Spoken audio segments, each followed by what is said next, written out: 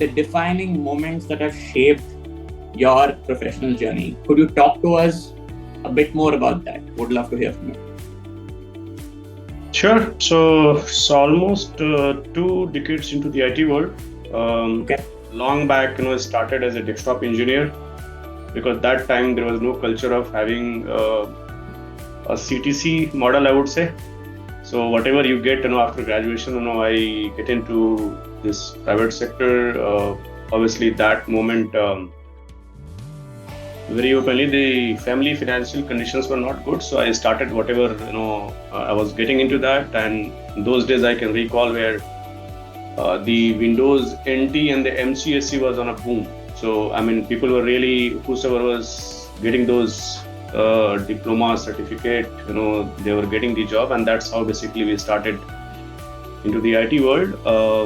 After that, I keep moving on with all 20 years of experience. I would say played pretty diverse role, starting from a desktop engineer, which is a first job. Sometime, played a pretty a technical core role in hardware management, data center management, managing a project, handling the IT operations of large scale infrastructure,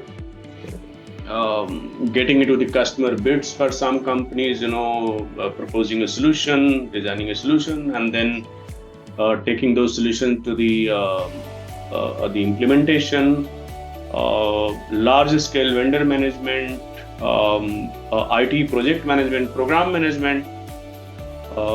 And then with the last couple of years, I'm into majorly leadership role, which is something handling a large scale IT operations. I'm having a very deep understanding of the telecom world and the regulatory as well. So this is how basically I would say, I have gone through the professional journey. But I must say that whatever the journey I've gone through so far, it's pretty learning, and I got a chance to basically navigate the multiple unknown territories which I was not aware. So that's how basically you can summarize my IT experience so far.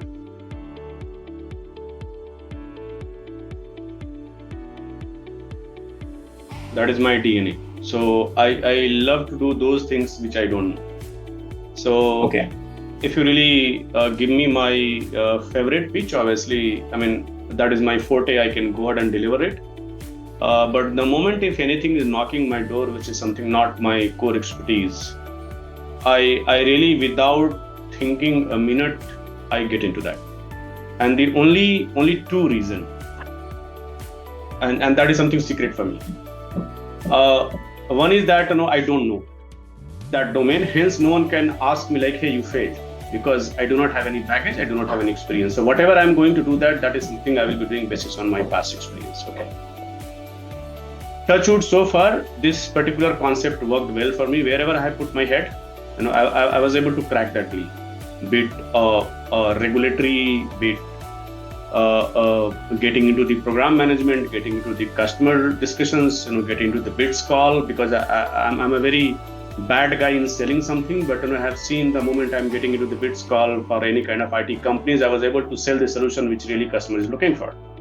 So those are the unknown territory. That is the one thing, which is something, I go with the no baggage. Hence, your confidence level is really high. If you don't know anything, you are completely, you do not have anything, no one can question you if you are failing. Okay. So with that mindset, I first get into that. The second thing is that, the biggest part of those area which I was able to navigate successfully, like I try to learn very fast. Like if something I have done wrong, very next day you will see that those things I'm tweaking and then accepting as a mistake. Like, hey, I think this is what area I have not done. I'm a very self-critic guy. So if something I have not done, I will not wait for that. Hey, Varun can give me a feedback like, hey, Raj, no, you went wrong in that area. I have a self-realization on that area, and then go back, improve on that, and the next call for the same reason, you will see that a version 2.0 I'm presenting. So that's how basically these are the two things basically I try to navigate, very effectively.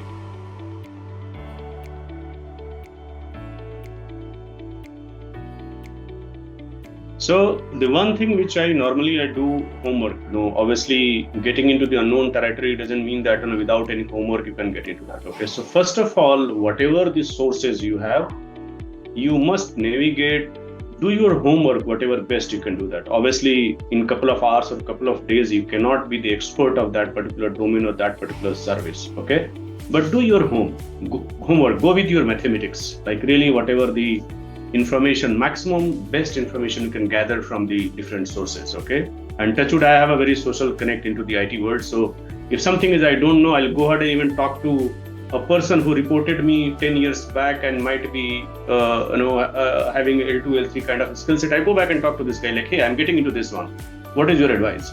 So first of all, you should be shameless in terms of learning something. You don't maintain your level like, hey, I'm a VP, I will go ahead and talk to L1 or L2 guy, what that guy will feel. No. So I think that is something, one of the ego, you should keep it aside. Learn from the available sources, and that source could be anything. Okay? Great insight. And whenever you are getting into that particular world, then at least you will go with some information, you will not be blank. The only thing is that you have to be closely watching, like which is something you don't know out of the available sources. And that's how basically you set a baby step and then keep growing into that unknown world. Okay, that's the one thing. The another point which you said that maybe self-critics.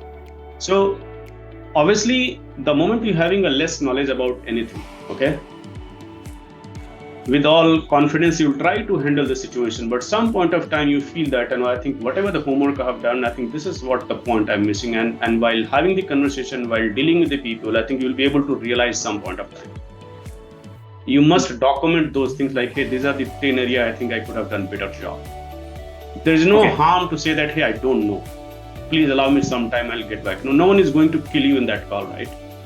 The only thing is that you please make a note, very professionally apologize for that, and then buy some time, go back, do the homework into the next call, and then go back with a much newer version with a better approach, and then explain the situation. So that's how I would say very well the people can handle into the unknown world whenever you are getting into that.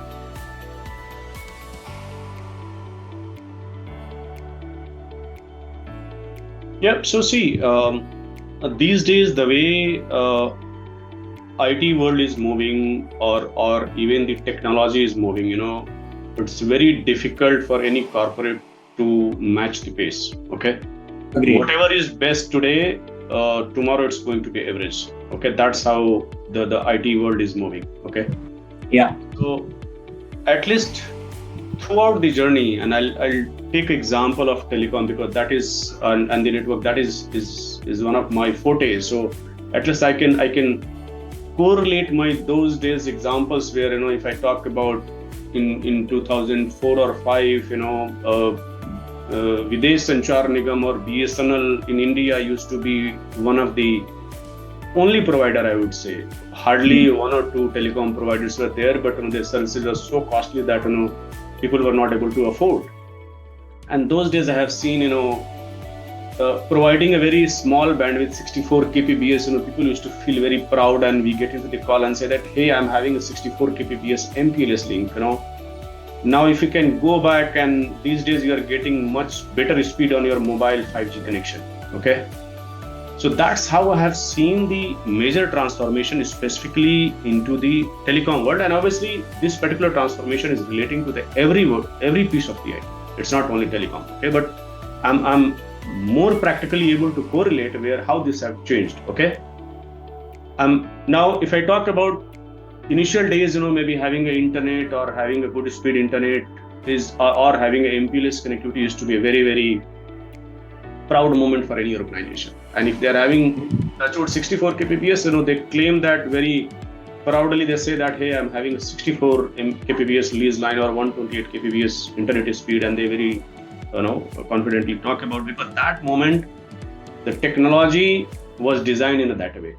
Mm-hmm. Majority of things were on-prem, things were very, I would say, conservative, very on-prem centric, all other thing. And I have seen a situation where slowly gradually things are moving in between, maybe there was a version or time where people were talking about, hey, if you're really looking for a very committed latency, we are looking for a very assured connectivity, go ahead with the MPLS, but internet is always available.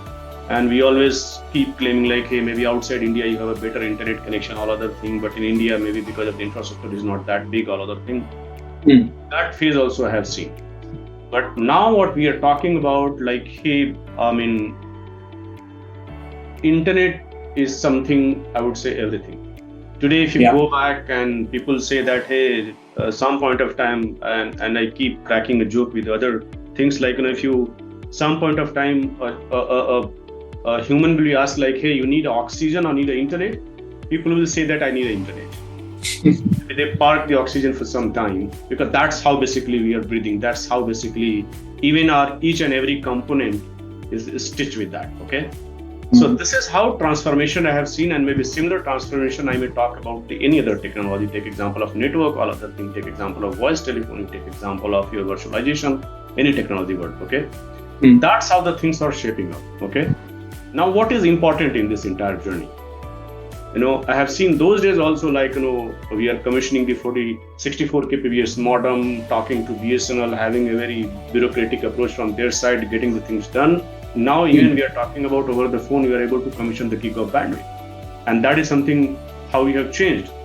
Now, what is for me as a leader, it's pretty important that how you are dynamically accepting those challenges. Because these days the people who have come to the industry, they have not seen those days, right?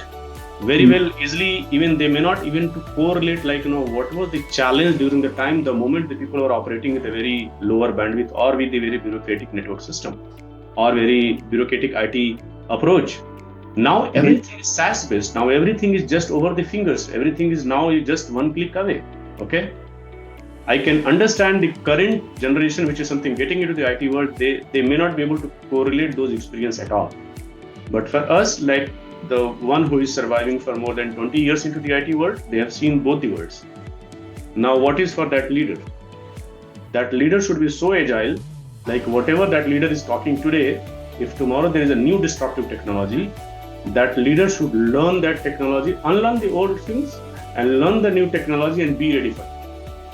If you continue maintaining the same level, like, hey, I know this particular technology and I will continue holding that technology forever, I think it's going to be a very tough time for any leader, and obviously I'm part of the same boat.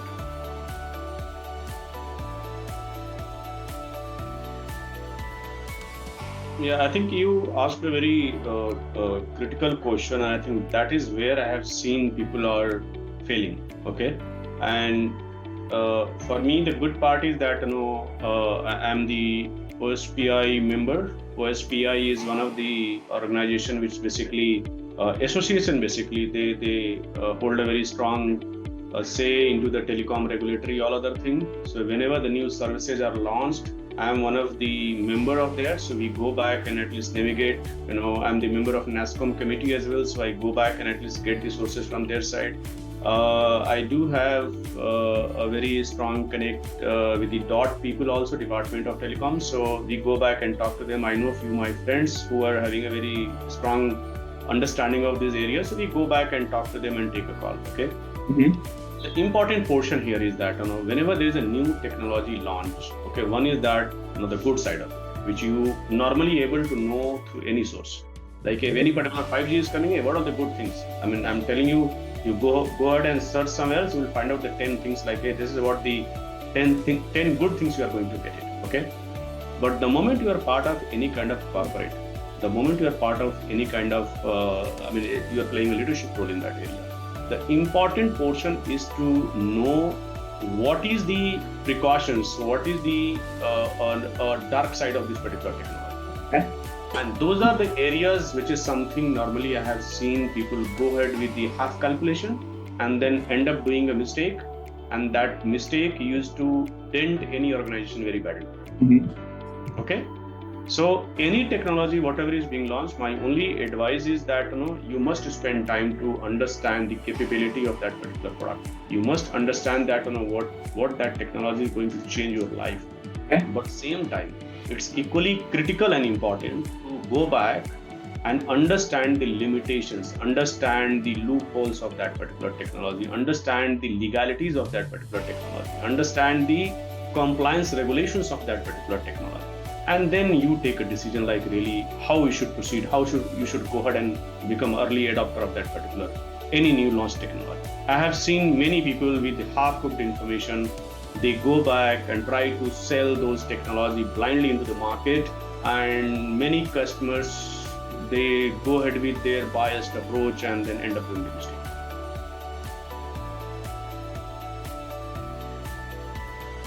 The only thing is that, first of all, you have to activate your social channel. Try to find out like really whatever the new technology is coming up. Okay.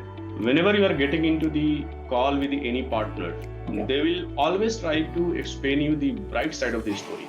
Like this is how this particular product is going to change your life. Okay. But they rarely explain the dark side of it. Okay. Now the approach what I used to follow, I always go back and talk to their competitors. So competitor will always give you some demerit of their competitor, like, hey, this particular competitor is not doing good in this area. So by that, at least you'll be able to learn a bit differently what the initial vendor was explaining to you about their service. So, interesting. Okay. So put the competition. The moment you put a competition, you will hear 10 versions from here, 10 versions from here. You club together, and then you as a receiving party will be able to understand. Like I think out of it's not 10 plus 10, maybe it's a 10 plus 5. It's a 15 is the only thing which I should focus. So that's how basically normally I get into that.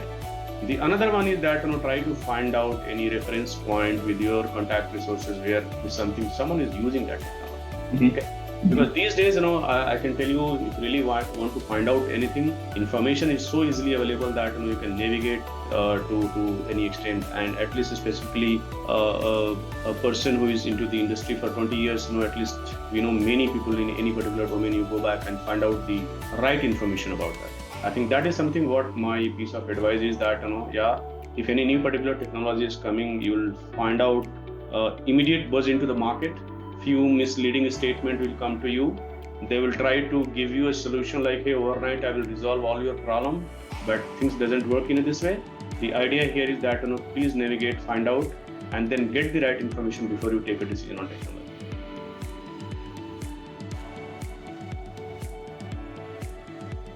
There are many. It's very difficult to pinpoint anyone, but obviously. As I've said, by DNA, I keep getting into the unknown areas and try to navigate really how we can go ahead and learn the new things and go ahead and deliver it. But long back, for one of the organization, maybe I worked for the entire insourcing, where the IT system was completely outsourced to a partner, and somehow the ecosystem was not working well. Really there was a business expectation like hey, really how we can make it more fast, resilient, agile system controlled by us. So 100% outsourced to 100% insource. Okay. So and the kind of corporate system you are running, that's not so easy to remove the dependency of the existing resources, existing talent, go back and hire the complete new breed, train them, make sure that they are navigating into the system, because hiring is the one aspect. I personally feel that if you're hiring a resource into the system, it's just the 10-20%. The rest 80% is that really how you are providing a system or platform that the person should be able to navigate into the system, and that is becoming productive. So that is the 80% of it. So hiring was just the 20%, but the important portion throughout this entire journey and the unique learning for me as well, like really how I can go ahead and make sure that this 80% is available before the resource is hitting my bench. Normally, if you go back and talk to the people, they always focus on that, hey, I go ahead and hire the resource. I must say that hiring is just like, you are identifying one of the potential resource with the 30 minutes of the discussion. You assume that this person is going to deliver my work. It is just 20%. But that decision may turn to be very bad for you, even if you're not hired the right resource, right? Hiring that resource, making that resource is having a maximum possible information during the training period in very short span of time, and very short span of time making sure that that guy is hitting the system and then able to deliver not at a larger extent or 100% of the pace, but at least 50-60% with that. So this is what one of the unique project which I did. As I've said, like there are so many, but this one was one of the things which I put this into the category. They ask certain questions, and basis on that, basically they decided. So the outcome of that particular project was to moving 100% from outsource to insource, reducing almost 30% of the resources headcount, and then running the working model more effectively. So these were the three top outcome was there out of this particular project.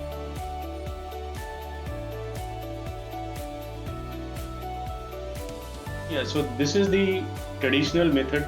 Certainly the majority of people are following, and I agree with you at a larger extent, but not fully, because my story is a bit different. Happy to hear more. You as a leader, you as a manager, you should strongly feel that, if I'm hiring a person, until unless that person is having altogether a different mindset, which is something 1 or 2%, the 90-98% that theory used to work like, the person is having some potential. That is what you have to strongly believe. Now the misjudgment, what as a people manager, as a leader, we do that. We hire a resource and we expect that the resource should start working like a robot. That's the biggest mistake, as per my definition. Okay. First of all, you have to strongly believe that the person is having some potential. Sure. As a leader, you have to find out that potential. Okay, that's the first story where you have to get into that. And this is something, at least I always go back and apply my method, like, hey, if you go back and the method which you're explaining normally, if you try to interview a person, specifically in a technology, the interviewer will start getting into the nut and bolt, start getting into the micro level, and then come with a very feeling proud, like, hey, I have taken a very deep interview of this guy. This guy is super fantastic, all of the things. This is great, wow. But have you really evaluated the attitude of this person? I'm coming back to your question which you asked. You go back and hire a resource. You hardly spend 30 minutes, maximum 1 hour. Okay, you may have a 2 round of interview, you may have a 3 round of interview, maximum 3 hours. Is that enough? Is that enough to judge a person, like how this particular person is going to work in my organization? Not really. Yeah. Very less. You are hardly, if you are so great in that area, you'll be able to navigate 15%, 20%. Please understand, the 80% is still unknown. Okay. And that only you will be able to navigate once the person is onboarded to your team. And so ideally, the moment you are hiring a resource, the 80% on you. How you are going to provide a best culture? How you are going to believe that this person is going to do something for me? You have to have a very strong belief. Until unless you don't believe, nothing is going to happen. Like if you go to the temple, you believe that God is there, right? That's how you have to believe a person. Like this person is having some potential to deliver to you. Third is that how you are doing a hand holding to a person to ensure that you are able to capitalize the potential of this guy. Okay. I may not be very great into the writing a good English, but I'm a very sharp troubleshooting guy. Okay, so the person you have put into any troubleshooting call, if that guy is very super fast into the English, and if this guy is not able to resolve the issue, you are one of the failed person, right? Yeah. At the same time, if the person, he may not be able to speak very fluently, but having a very sharp mind in terms of isolating your technical issues and giving the outcome immediately, I think these two people should be put into the two different ways to deliver your work.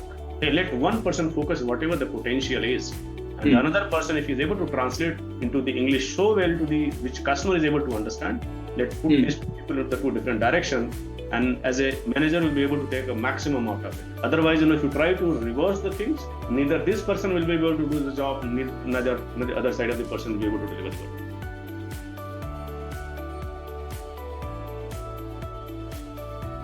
See, as I've said, technology is changing every day, okay? So, learning technology or unlearning the old thing is going to be the BAU. even if you are going to retire into the IT world. Okay. So there is no limit like, hey, if I am a techie guy into the one technology, whatever the one thing I know is going to remain forever with me. That's not the situation. So the technology unlearning and learning is the lifetime process until unless you get a retirement from Fair point. Fair point. Yeah. Now coming back to what is needed, your integrity and honesty.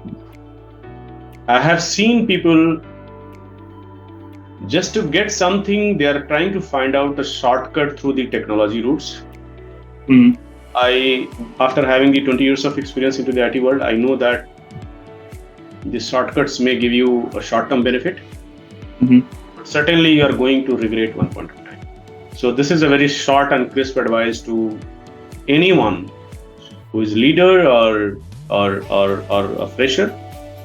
So integrity and honesty is one of the things which you have to keep maintaining in any circumstances.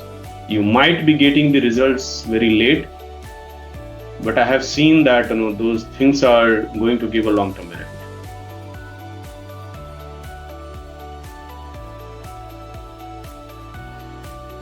Yeah, so at least I'll share my story, and then I'm hoping that's what we're interested in. That should be replicating to anyone who is trying to follow that approach. Yes. So whenever you are getting into any particular problem, you have to very strongly assume that you are the last one to resolve the issue. Okay. I have seen with the new generation, if they are into the one problem, they have a very, I would say, into their back of mind, like, hey, my sir is there, I'll go ahead and talk to him and get some solution. My senior is there, I'll go back. I mean, they will start navigating left and right, up and down immediately. I think if you have a problem, you should take a pause. You should think, what is your analysis about the problem? And this particular advice is not for the professional world. I'm telling you for the personal problem also. If you're a kid, if something gone out of grip, immediately you start calling your parents. Hey, something happened. But you are a human. You are a sharp brain. You are having much faster processing capacity than your parent. The only thing with the parent is having experience, right? But there is no harm that as a kid, you can go back and navigate something by own, and then go back and talk to your parent like, yes, I was in this problem. These are the 5 things I have evaluated. Which one you feel that is right? I have seen that the navigation has really gone from the current generation. If they have a problem, either they will open a Google or ChatGPT or maybe talk to some senior. We stop using our brain. We stop using our internal analysis. Okay.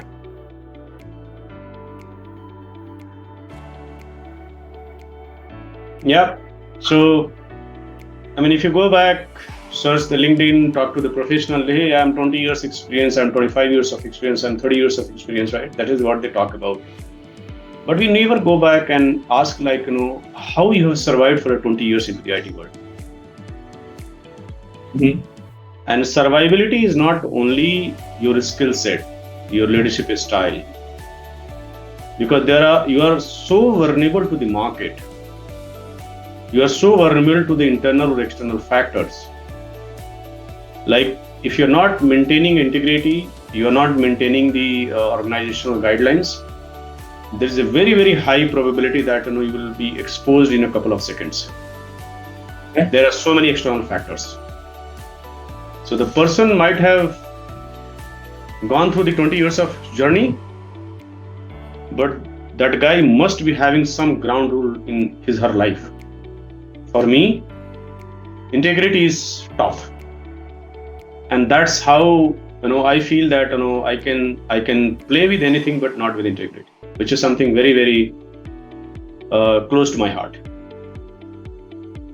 That's deep, Raj. Thanks a lot for that. Integrity, I think this is something most professionals plan on having, and also to some extent practice it. But as you said, there could be instances where your integrity is at question, and that's probably the time where you really firmly believe that it's integrity or nothing else.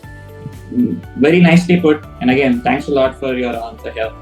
And with that, we come to the end of this interview. Again, I want to thank you for your time, for answering patiently all the questions we had. You've provided insights into your experience. You've also given insights on your on certain topics, which our listeners will be very happy, and I think they'll have a lot of takeaways from that. And finally, thanks a lot for your advice that you've given to professionals, be it young or senior folks. And I think everyone has something to learn from this conversation today.